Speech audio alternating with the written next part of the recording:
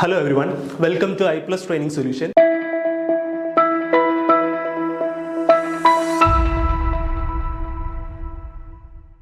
നമ്മൾ ഇന്ന് നോക്കാൻ പോകുന്നത് ബാങ്കിങ് എക്സാംസിന് ക്വാണ്ടിറ്റേറ്റീവ് ആപ്റ്റിറ്റ്യൂഡ് എങ്ങനെ ക്ലിയർ ചെയ്യാമെന്നുള്ളതാണ്. ഓക്കെ, എങ്ങനെ ക്രാക്ക് ചെയ്യാമെന്നുള്ളതാണ്. അതിനു മുമ്പ് ഞാൻ ജസ്റ്റ് ബാങ്കിങ്ങിൻ്റെ ഏതൊക്കെ എക്സാംസിന് വിളിക്കാറുണ്ടെന്നുള്ളതും കൂടെ ഒരു ചെറിയൊരു ഇൻട്രൊഡക്ഷൻ തരാം. ബാങ്കുകൾ പൊതുവെ 2 പോസ്റ്റിനാണ് റിക്രൂട്ട്മെന്റ് നടത്താറുള്ളത്. ഒന്നെന്ന് പറയുന്നത് ക്ലർക്കിനും, മറ്റേന്ന് പറയുന്നത് പ്രൊബേഷണറി ഓഫീസേഴ്സിനുമാണ്. ഓക്കെ, ഇനി നോക്കുക. ക്ലർക്ക് എന്ന് പറയുന്നതിന് RRB വിളിക്കാറുണ്ട്. RRB എന്ന് പറയുന്നത് റീജിയണൽ റൂറൽ ബാങ്ക് ആണ്. അതേപോലെ IBPS വിളിക്കാറുണ്ട്, SBIയും വിളിക്കാറുണ്ട്. NIACയിൽ അസിസ്റ്റന്റും ഉണ്ട്, LIC അസിസ്റ്റന്റും ഉണ്ട്. ഓക്കെ, ഇതെന്ന് പറയുന്നത് ഇതിന് പുറമേ ആയിട്ട് ഒരുപാട് പ്രൈവറ്റ് ബാങ്ക്സും IDBI അതേപോലെ ഫെഡറൽ ബാങ്ക് ഇവരൊക്കെയും വിളിക്കാറുണ്ട്. ഓക്കെ, POയുടെ കേസ് പറയുമ്പോഴും പ്രൊബേഷണറി ഓഫീസറിന്റെ കേസ് പറയുമ്പോഴും അതേപോലെ തന്നെയാണ്. RRB PO വിളിക്കാറുണ്ട്, IBPS PO വിളിക്കാറുണ്ട്, SBI PO വിളിക്കാറുണ്ട്. ഇത് 2 ഇൻഷുറൻസ് ആണ് കേട്ടോ. NIACലും ന്യൂ ഇന്ത്യ അഷുറൻസും അതേപോലെ LIC ലൈഫ് ഇൻഷുറൻസ് കോർപ്പറേഷനും ഇവരും വിളിക്കാറുണ്ട് ഓഫീസേഴ്സ് പോസ്റ്റ്. ഓക്കെ, ഇനി നമ്മൾ ശ്രദ്ധിക്കേണ്ട കാര്യം, ഇതേപോലെ തന്നെ POയുടെ കേസിലും IDBIയും ഫെഡറൽ ബാങ്കും എന്ത് നടത്താറുണ്ട്? ഓഫീസർ പോസ്റ്റിനും റിക്രൂട്ട്മെന്റ് നടത്താറുണ്ട്. ഇനി ഇതെന്ന് പറഞ്ഞു കഴിഞ്ഞാൽ ഇതെല്ലാത്തിൻ്റെ സിലബസ് ഏകദേശം സെയിം ആണ്, ഒരു മാറ്റവും ഇല്ല. ലെവല് മാത്രം ഓഫീസർ പോസ്റ്റ് വരാൻ നേരത്ത് ലെവലിന് മാത്രം ഒരു മാറ്റം കാണും. കുറച്ചും കൂടെ ഹൈ ലെവൽ ക്വസ്റ്റ്യൻസ് ആയിരിക്കും POയുടെ കേസിൽ ചോദിക്കുന്നതെന്ന് മാത്രമേ ഉള്ളൂ. ഇനി ഓക്കെ, ഞാൻ പറഞ്ഞു എന്താണ് സെക്ഷൻസ്, ഏകദേശം സിലബസ് എല്ലാത്തിൻ്റെയും സെയിം ആണ്. ഇപ്പം നമ്മൾ ഏത് ബാങ്ക് എക്സാം എടുത്താലും അതിൻ്റെ പ്രിലിംസിൻ്റെ കേസ് എന്ന് പറയുന്നത് ചോദിക്കുന്നത് ക്വാണ്ടിറ്റേറ്റീവ്, റീസണിങ്, ഇംഗ്ലീഷും ആയിരിക്കും. ഓക്കെ, പൊതുവെ കാണുന്ന എല്ലാ ബാങ്ക് എക്സാംസിൻ്റെയും പ്രിലിംസിന് ഇത് മൂന്നും മാത്രമേ കാണുള്ളൂ. ഇപ്പം നിങ്ങൾ IBPSന്റെ കേസ് എടുക്കുകയാണെന്നുണ്ടെങ്കിൽ ഇപ്പം ക്ലർക്കിനാണെങ്കിലും POയ്ക്കാണെങ്കിലും പ്രിലിംസിന്റെ കേസിൽ 100 ക്വസ്റ്റ്യൻസ് കാണും. 35 ക്വാണ്ടിറ്റേറ്റീവ് ആപ്റ്റിറ്റ്യൂഡ്, 35 റീസണിങ്, അതേപോലെ 30 ഇംഗ്ലീഷും കാണും. ഓക്കെ, ഇതാണ് IBPS. POയുടെ കേസിലും ഇതേപോലെ തന്നെയാണ്, ക്ലർക്കിന്റെ കേസിലും ഇതേപോലെയാണ്. ഓൾമോസ്റ്റ് എല്ലാ എക്സാംസും ഇതേപോലെയാണ്. പക്ഷെ നമ്മുടെ RRB റീജിയണൽ റൂറൽ ബാങ്കിന്റെ കേസ് വരാൻ നേരത്ത് അതിന്റെ പ്രിലിംസിന് ഇംഗ്ലീഷ് ഇല്ല. ആകെ 80 ക്വസ്റ്റ്യൻസേ ഉള്ളൂ.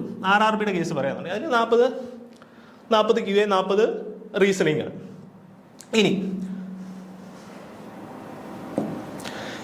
ഇനിയുള്ള കാര്യം എന്ന് പറഞ്ഞു കഴിഞ്ഞാൽ ജനറൽ അവയർനെസ്. ഈ ജനറൽ അവയർനെസ് എന്ന് പറയുന്നത് ഇമ്പോർട്ടൻ്റ് ആയിട്ട് വരുന്നത് മെയിൻസിനാണ്. ഓക്കെ, മെയിൻസിന് മാത്രമായിട്ടാണ് ജനറൽ അവയർനെസ് ചോദിക്കുന്നത്. അതേപോലെ ഡിസ്ക്രിപ്റ്റീവ് റൈറ്റിംഗ്. ഈ ഡിസ്ക്രിപ്റ്റീവ് റൈറ്റിംഗ് എന്ന് പറയുന്നത് കൂടുതലുള്ളത് ഓഫീസർ പോസ്റ്റിനാണ്. ഓക്കെ, POയുടെ പോസ്റ്റിന് മാത്രമാണ് കാണാറുള്ളത്. IBPSന്റെ ആയാലും SBIയുടെ ആയാലും മെയിൻസിനാണ് എന്ത് വരുന്നത്? ഡിസ്ക്രിപ്റ്റീവ് റൈറ്റിംഗ് വരുന്നത്. ഓക്കെ, ഇനി നമുക്ക് നമ്മുടെ ക്വാണ്ടിറ്റേറ്റീവിലോട്ട് പോവാം. ഇനി ഞാൻ ഡിസ്കസ് ചെയ്യുന്ന ക്വാണ്ടിറ്റേറ്റീവ് ആപ്റ്റിറ്റ്യൂഡിൽ നമുക്ക് എങ്ങനെ ഈസി ആയിട്ട് ക്രാക്ക് ചെയ്യാന്നുള്ളതാണ്. ഇനിയിപ്പം ഞാനൊരു കാര്യം പറയട്ടെ. ഞാൻ പറഞ്ഞു 35 ക്വസ്റ്റ്യൻസ് ചോദിക്കും. ഏതിലും? ക്ലർക്കിൻ്റെ കേസിൽ. POയുടെ കേസിൽ അതേപോലെ. ഈ 35 ക്വസ്റ്റ്യനിൽ ക്ലർക്കിൻ്റെ കാര്യം പറയാന്നുണ്ടെങ്കിൽ നമുക്ക് ആക്ച്വലി അറൌണ്ട് 30+ സ്കോർ ചെയ്യാൻ പറ്റണം. ഓക്കെ, 30+ സ്കോർ ചെയ്യാൻ പറ്റണം. കാരണം ഓൾമോസ്റ്റ് 100ൽ കട്ട് ഓഫ് 70+ വരാതിരിക്കുക. അത് എന്ത് ചെയ്യും? ഓരോ വേക്കൻസി അനുസരിച്ചിരിക്കും. 77 വരെ പോയിട്ടുണ്ട്, അതേപോലെ 60 സംതിങ്ങും വരാറുണ്ട്. എന്ത് വേണോ വരാം. അത് മോസ്റ്റ്ലി ഡിറ്റർമിൻ ചെയ്യുന്ന എങ്ങനെയാണെന്ന് വെച്ച് കഴിഞ്ഞാൽ വേക്കൻസിക്ക് അനുസരിച്ചിരിക്കും. ഓക്കെ, പക്ഷെ എന്തായാലും ക്ലർക്കിൽ നമുക്ക് എത്ര സ്കോർ ചെയ്യാൻ പറ്റും? 30+ എന്ന് പറയുന്നത് ക്വാണ്ടിറ്റേറ്റീവ് ആപ്റ്റിറ്റ്യൂഡിന് ക്ലിയർ ചെയ്യാൻ പറ്റും. ഓക്കെ, ഹാർഡ് ഷിഫ്റ്റ് ആണെന്നുണ്ടെങ്കിൽ പോസിബിൾ അല്ലായിരിക്കും. പക്ഷേ ഒരു മോഡറേറ്റ് ഷിഫ്റ്റ് ആണെന്നുണ്ടെങ്കിൽ അറൌണ്ട് 30+ ഈസി ആയിട്ട് പോസിബിൾ ആയിട്ടുള്ളതാണ്. ഓക്കെ, ഇനിയിപ്പോൾ POയുടെ കേസ് പറയാന്നുണ്ടെങ്കിലും ഈ 30+ കുറച്ച് പാടായിരിക്കും. ക്വാണ്ടിറ്റേറ്റീവ് ആപ്റ്റിറ്റ്യൂഡിന്റെ കേസ് പറയുകയാണെങ്കിൽ 30+ ഇച്ചിരി ബുദ്ധിമുട്ടായിരിക്കും. നമുക്ക് അറൌണ്ട് 25 ക്വസ്റ്റ്യൻസ് ഈസി ആയിട്ടെങ്കിലും അത്രയെങ്കിലും നമ്മൾ എന്ത് ചെയ്തോളാം? എഴുതിക്കോളാം. 25 ക്വസ്റ്റ്യൻസേക്ക്. ഇനി കോണ്ടിന്റെ നമുക്ക് സിലബസ് നോക്കാം. ഓക്കെ, കോണ്ടിനെ നമുക്ക് 3 ആയിട്ട് നമുക്ക് ക്ലാസിഫൈ ചെയ്യാം. സ്പീഡ് മാത്സ്, അരിത്തമെറ്റിക്, പിന്നെ data interpretation. Okay, speed maths, arithmetic, data interpretation. നിങ്ങൾ ഈ സ്പീഡ് മാത്സ് കണ്ടോ? ഈ സ്പീഡ് മാത്സ് എന്ന് പറയുന്നത് അതിനകത്ത് വരുന്ന എന്തൊക്കെയാണെന്ന് വെച്ച് കഴിഞ്ഞാൽ ഇത്രയും ടോപ്പിക്കാണ്: simplification, approximation, number series, quadratic equation. നിങ്ങൾ ഓർക്കുക, ഇത് ഇത്രയെന്ന് തന്നെ ക്ലർക്കിൻ്റെ ഇതാണെന്നുണ്ടെങ്കിൽ ഒരു 15 ക്വസ്റ്റ്യൻ ചോദിക്കും, 15+ ക്വസ്റ്റ്യൻസ് ചോദിക്കും. ഓക്കെ, സിംപ്ലിഫിക്കേഷനും അപ്രോക്സിമേഷനും ഒരു 5 ക്വസ്റ്റ്യൻ, ക്വാഡ്രാറ്റിക് അറൌണ്ട് 5 ക്വസ്റ്റ്യൻ, പിന്നെ നമ്പർ സീരീസ്, അങ്ങനെ എങ്ങനെ പോയാലും ഒരു 15 ക്വസ്റ്റ്യൻസ്, 15+ ക്വസ്റ്റ്യൻസ് നമുക്ക് എന്ത് ചെയ്യുന്നതിന് കിട്ടും? സ്പീഡ് മാത്സിന് കിട്ടും. ഓക്കെ, നിങ്ങളൊരു ബിഗിനർ ആണെന്നുണ്ടെങ്കിൽ, അതായത് നിങ്ങൾ ബാങ്ക് എക്സാം പുതിയതായിട്ട് സ്റ്റാർട്ട് ചെയ്യുന്ന ഒരാളാണെങ്കിൽ നിങ്ങൾ ഏറ്റവും കൂടുതൽ ഫോക്കസ് ചെയ്യേണ്ട ടോപ്പിക്കാണ് ഇതെന്ന് പറയുന്നത്. കാരണം ഇത് ക്ലിയർ ചെയ്തിട്ട് ഇത് ഇത്രയും ഫുൾ ഇതായതിനു ശേഷം മാത്രമേ നിങ്ങൾ എന്ത് ചെയ്യാവുള്ളൂ, ബാക്കിയുള്ളതിലോട്ട് പോകാവുള്ളൂ. ഓക്കെ, ബാക്കിയുള്ള ക്വാണ്ടിറ്റേറ്റീവിൻ്റെ ടോപ്പിക്സിലോട്ട് പോകാവുള്ളൂ. ഇത് ഇത്രയും ക്ലിയർ ആയിരിക്കും. ഈ സിംപ്ലിഫിക്കേഷൻ, അപ്രോക്സിമേഷൻ ഇതൊക്കെ പഠിക്കണം. നമ്മൾ കുറച്ചും കൂടെ ബെറ്റർ ആയിരിക്കും അറൗണ്ട് എന്താ പറയുക, ഒരു 1 to 25 വരെയുള്ളതിൻ്റെ സ്ക്വയർ ഒക്കെ പഠിച്ചു കഴിയും. ഓക്കെ, 1 to 25 വരെയുള്ളതിൻ്റെ സ്ക്വയർ, അതേപോലെ 15 വരെയുള്ളതിൻ്റെ ക്യൂബ്, ഇതൊക്കെ കണ്ടുപിടിക്കുന്നത്, ഇതൊക്കെ നേരത്തെ പഠിച്ചു വെക്കുക. 1 തൊട്ട് 15 വരെയുള്ളതിൻ്റെ ക്യൂബ്, 1 തൊട്ട് 25 വരെയുള്ളതിൻ്റെ സ്ക്വയർ, ഇതൊക്കെ എന്ത് ചെയ്യുക, നേരത്തെ തന്നെ പഠിച്ചു വെക്കുക. ഓക്കെ, അതാകുമ്പോൾ നമുക്ക് ഈ സിംപ്ലിഫിക്കേഷൻ്റെ അപ്രോക്സിമേഷൻ്റെ ക്വസ്റ്റ്യൻസ് വരാൻ നേരത്ത് പെട്ടെന്ന് കിട്ടുമായിരിക്കും. ഓക്കെ, ഭയങ്കര എളുപ്പമായിരിക്കും. ഇനി നമ്പർ സീരീസിൻ്റെ കേസ് നോക്കുകയാണെന്നുണ്ടെങ്കിൽ നമ്പർ സീരീസ് മോസ്റ്റ്ലി 2 തരമുണ്ട്. നമുക്കൊരു പർട്ടിക്കുലർ പാറ്റേണിൽ ഞാൻ അതേ ഒരു ഉദാഹരണം പറയാം, 3, 5, 7-11. ഓക്കെ, ഇത് ഭയങ്കര എളുപ്പമുള്ളതാണ്. ഇത് നോക്കി, ഇതാണ് മിസ്സിംഗ് നമ്പർ എന്ന് പറയുന്നത്. ഓക്കെ, ഇതിൽ ഒരു നമ്പർ എന്താണ്, മിസ്സിംഗ് ആണ് അല്ലേ.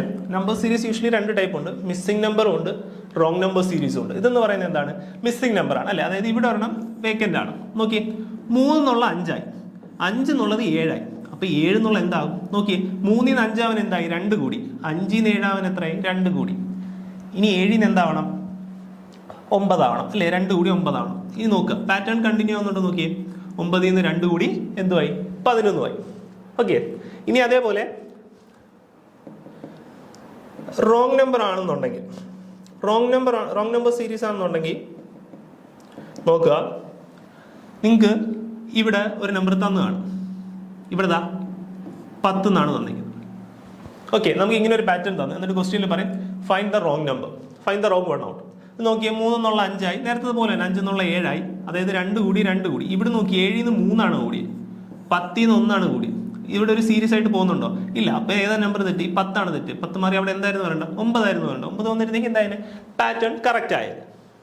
ഓക്കെ, ഇനി ക്വാഡ്രാറ്റിക് ഇക്വേഷൻ. ഈ ക്വാഡ്രാറ്റിക് ഇക്വേഷൻ എന്ന് പറയുന്നത് ഭയങ്കര ഇമ്പോർട്ടൻ്റ് ആയിട്ടുള്ള ഒരു ടോപ്പിക്കാണ്. ഓക്കെ, ഇത് മെയിൻസിൻ്റെ കേസ് പറയുകയാണെങ്കിൽ അറൗണ്ട് 10+ ക്വസ്റ്റ്യൻസ് ചോദിക്കും. ഓക്കെ, ക്ലർക്കിൻ്റെ കേസാണ് പറയുന്നത്. ക്ലർക്കിൻ്റെ കേസ് മെയിൻസിന് എങ്ങനെ പോലും അറൗണ്ട് 10 അല്ലെങ്കിൽ 10+ ക്വസ്റ്റ്യൻസ് ചോദിക്കാവുന്ന ഒരു ടോപ്പിക്കാണ്. ഭയങ്കര ഈസി ആയിട്ടുള്ള ടോപ്പിക് കൂടെയാണ് ക്വാഡ്രാറ്റിക് ഇക്വേഷൻ എന്നുള്ളത്. നമ്മൾ ബേസിക് ആയിട്ടുള്ള കുറച്ച് കൺസെപ്റ്റ്സ് മാത്രം പഠിച്ചു വെച്ച് കഴിഞ്ഞാൽ നമുക്ക് ഈസി ആയിട്ട് മാർക്ക് സ്കോർ ചെയ്യാൻ പറ്റുന്ന ഒരു ടോപ്പിക്കാണ്. ഓക്കെ, ഇത് ഇത്രയും പഠിച്ചു കഴിയാൻ നേരത്തെ തന്നെ നമുക്കൊരു ബേസിക് ഓവർവ്യൂ കിട്ടും. ഇത് കഴിഞ്ഞിട്ട് വേണം നമ്മൾ എന്ത് ചെയ്യാൻ, അടുത്ത ടോപ്പിക്കിലോട്ട് പോകാൻ. ഓക്കെ, ഇനി നമ്മൾ അരിത്തമെറ്റിക്കിലോട്ട് പോയാൽ അതിൽ കുറച്ചധികം ടോപ്പിക്സ് ഉണ്ട്. Ratio and proportion, percentage, profit and loss, simple interest and compound interest, average, ages, time and work, mixture and alligation, speed distance time, partnership, probability, permutation and combination, boat and stream, pipe and cistern, mensuration. ഇത്രയും ടോപ്പിക്കാണ് അരിത്തമെറ്റിക്കിനകത്ത് വരുന്നത്. Okay, ഇത്രയും ടോപ്പിക്കാണ് അരിത്തമെറ്റിക്കിനകത്ത് വരുന്നത്. ഇനി നിങ്ങൾ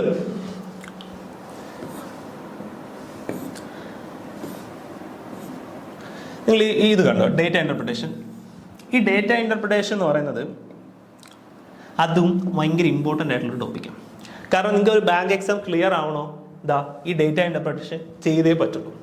കാരണം data ഇന്റർപ്രിട്ടേഷന് നമ്മുടെ പ്രിലിംസിന് ചോദിക്കുന്നത് എങ്ങനെയാണെന്ന് വെച്ച് കഴിഞ്ഞാൽ ഒരു 3 ക്വസ്റ്റ്യൻ ചോദിക്കും. 3 എന്ന് പറയുന്നത് ഒരു ക്വസ്റ്റ്യൻ തന്നിട്ട് അതിന് 5 സബ് ക്വസ്റ്റ്യൻസ് കാണും.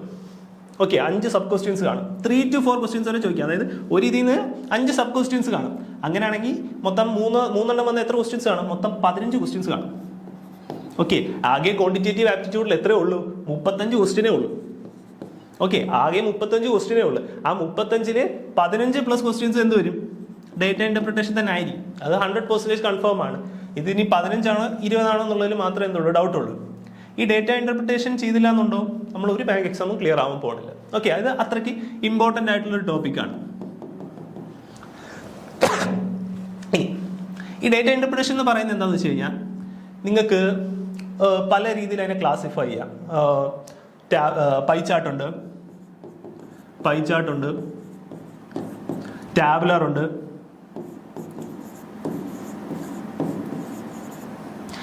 അങ്ങനെ ഒരുപാട് തരത്തിൽ ഡേറ്റ ഇന്റർപ്രിട്ടേഷന്റെ ക്വസ്റ്റ്യൻ ആണ്. അതായത് നമുക്കൊരു ടേബിൾ തന്നിട്ട് അതിനകത്ത് നിന്ന് റിലേറ്റ് ചെയ്ത് ക്വസ്റ്റ്യൻ ചോദിക്കും. ഓക്കെ, പിന്നെ വേണമെന്നുണ്ടെങ്കിൽ കേസിലെ ടൈപ്പ് ഉണ്ട്. അതായത് നമുക്ക് ജസ്റ്റ് കുറേ സ്റ്റേറ്റ്മെന്റ് മാത്രം തരും. അത് വെച്ച് നമ്മളൊരു ടേബിൾ ഫോം ചെയ്തിട്ട് അതിനെ റിലേറ്റ് ചെയ്തിട്ടുള്ള ക്വസ്റ്റ്യൻസ് ചോദിക്കുക. അതാണ് ഡേറ്റ ഇന്റർപ്രിട്ടേഷൻ എന്ന് പറയുന്നത്. ഓക്കെ, നമ്മളപ്പം ബാങ്കിങ്ങിനായിട്ട് സ്ക്രാച്ചിൽ നിന്ന് തുടങ്ങുന്നവരാണെങ്കിൽ ആദ്യം എന്ത് ചെയ്തോളണം? സ്പീഡ് മാക്സ് ഇത് ഫോക്കസ് ചെയ്യണം. ഓക്കെ, ഇത് ക്ലിയർ ആയതിന് മാത്രമേ എന്തിലോട്ട് പോവുള്ളൂ? അരിത്തമാറ്റിക്കിലോട്ട് പോവുള്ളൂ. ഓക്കെ, അതായത് ഇതിനകത്ത് നിന്ന് എന്തൊക്കെ കവർ ചെയ്യണം? സ്പീഡ് മാക്സിൽ നിന്ന് ബേസിക് കാൽക്കുലേഷൻ അല്ല, ഈ simplification, approximation, number series, quadratic, ഇത് ഇത്രയും കവർ ചെയ്യണം. ഓക്കെ, ഈ ബോർഡ് മാർക്സ് റൂളൊക്കെ ഇല്ലേ നമ്മൾ പണ്ട് സ്കൂളിലൊക്കെ പഠിക്കുന്ന ബോർഡ് മാർക്സ് റൂളൊക്കെ. ഓക്കെ, ഇതൊക്കെ അറിഞ്ഞു വെച്ചേക്കുക. ഇത് വെച്ച് തന്നെ ഇതൊക്കെ അറിയണം. കാരണം ക്വസ്റ്റ്യൻ ചോദിക്കാൻ നേരത്ത് കുറച്ചുകൂടെ വലിയ ലെവൽ, കുറച്ച് നീളമുള്ള ക്വസ്റ്റ്യൻസ് ആയിരിക്കും. നമ്മൾ കൺഫ്യൂസ് ആവരുത്. ഓക്കെ, ഇനി ഞാൻ പറഞ്ഞു ആദ്യം എന്ത് ചെയ്യുക? ഇത് കംപ്ലീറ്റ് ചെയ്യുക. സ്പീഡ് മാക്സ് ഫുള്ള് കംപ്ലീറ്റ് ചെയ്യുക. അതത്രയും കംപ്ലീറ്റ് ചെയ്യുക. എന്നിട്ട് അതിനുശേഷം നിങ്ങൾ എന്ത് ചെയ്യണമെന്ന് വെച്ച് കഴിഞ്ഞാൽ അരിത്തമെറ്റിക്കിലോട്ട് കയറും. അവിടെ നിങ്ങൾ ബേസിക് ആയിട്ടുള്ള കുറച്ച് കാര്യങ്ങൾ പഠിക്കാം. റേഷ്യോ ആൻഡ് പ്രൊപ്പോർഷൻ, ബേസിക് ആയിട്ടുള്ള ratio and proportion, percentage, profit and loss, average, ഇത് ഇത്രയും. ഈ 4 ടോപ്പിക്കൊക്കെ ആയി കഴിയാൻ നേരത്ത് നിങ്ങൾക്ക് നേരെ എന്തിലോട്ട് പോവാം? DI ക്വസ്റ്റ്യൻസ് സോൾവ് ചെയ്ത് പോവാം. ഓക്കെ, അപ്പോൾ കാരണം DIയിൽ നിങ്ങൾക്ക് തരുന്നത് എങ്ങനെയാണെന്ന് വെച്ച് കഴിഞ്ഞാൽ, ഞാൻ ഒരു ഉദാഹരണം പറയാമെന്നുണ്ടെങ്കിൽ, നിങ്ങൾക്ക് ചിലപ്പോൾ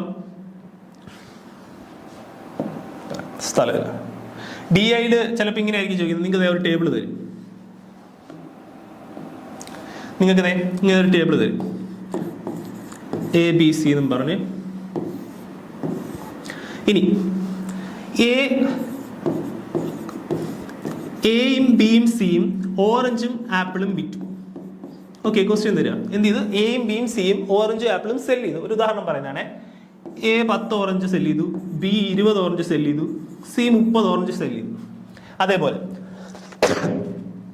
A എന്ന് പറയുന്നത് 30 ആപ്പിൾ സെൽ ചെയ്തു, B എന്ന് പറയുന്നത് 40 ആപ്പിൾ സെൽ ചെയ്തു, C എന്ന് പറയുന്നത് 20 ആപ്പിൾ സെൽ ചെയ്തു. ഇങ്ങനെ നമുക്കൊരു ടേബിൾ വന്നു. എന്നിട്ട് നമ്മളോട് ചോദിക്കുകയാണ്, B സെൽ ചെയ്ത ഓറഞ്ച് എന്ന് പറയുന്നത് A സെൽ ചെയ്ത ആപ്പിളിന്റെ എത്ര ശതമാനമാണ്? ഓക്കെ, അങ്ങനത്തെ ടൈപ്പ് ക്വസ്റ്റ്യൻസ് ആയിരിക്കും. അതായത് B സെൽ ചെയ്ത ഓറഞ്ച് അത് എത്രയാ? 20. അതെന്ന് പറയുന്നത് A സെൽ ചെയ്ത ആപ്പിളിന്റെ എത്ര ശതമാനമാണ്? അതായത് അതെത്രയാ? A സെൽ ചെയ്ത ആപ്പിൾ എത്രയാണ്? 30 ആണല്ലേ. അതായത് 20 എന്ന് പറയുന്ന 30ന്റെ എത്ര ശതമാനമാണെന്നാണ് ചോദിച്ചേക്കുന്നത്. മനസ്സിലാകുന്നുണ്ടോ? അതെങ്ങനെയാണ് കണ്ടുപിടിക്കുന്നത്? 20 ഡിവൈഡഡ് ബൈ 30 × 100 അല്ലേ. ഇനി നമ്മൾ ഈ ടൈപ്പ് ക്വസ്റ്റ്യൻസ് ചെയ്യാൻ വേണ്ടിയിട്ട് എന്ത് വേണം? നമ്മൾ ബേസിക് ആയിട്ടുള്ള ratio, proportion, percentage, profit and loss, average ഇത്രയും അറിഞ്ഞിരിക്കണം. ഓക്കെ, എന്നാൽ മാത്രമേ എന്ത് ചെയ്യാൻ പറ്റുള്ളൂ? നമുക്ക് DI സോൾവ് ചെയ്തെങ്കിലും തുടങ്ങാൻ പറ്റുള്ളൂ. ഇത്രയും ഈ 4 ടോപ്പിക്ക് കംപ്ലീറ്റ് ആയ ഉടനെ നിങ്ങൾക്ക് എന്ത് ചെയ്യാം? DI സ്റ്റാർട്ട് ചെയ്ത് തുടങ്ങാം. ഇനി ബാക്കിയുള്ളതും ഇമ്പോർട്ടൻ്റ് ആയിട്ട് വരുന്നുണ്ട്. ഇതെല്ലാം അരിത്തമാറ്റിക്കിന് ഇമ്പോർട്ടൻ്റ് ആയിട്ട് വരുന്ന ടോപ്പിക്സ് ആണ്. ഓക്കെ, ഇത് ഇത്രേ ഉള്ളൂ. അപ്പോൾ കൂടുതൽ കാര്യമായി നമുക്ക് അടുത്ത ക്ലാസ്സിൽ കാണാം. Thank you.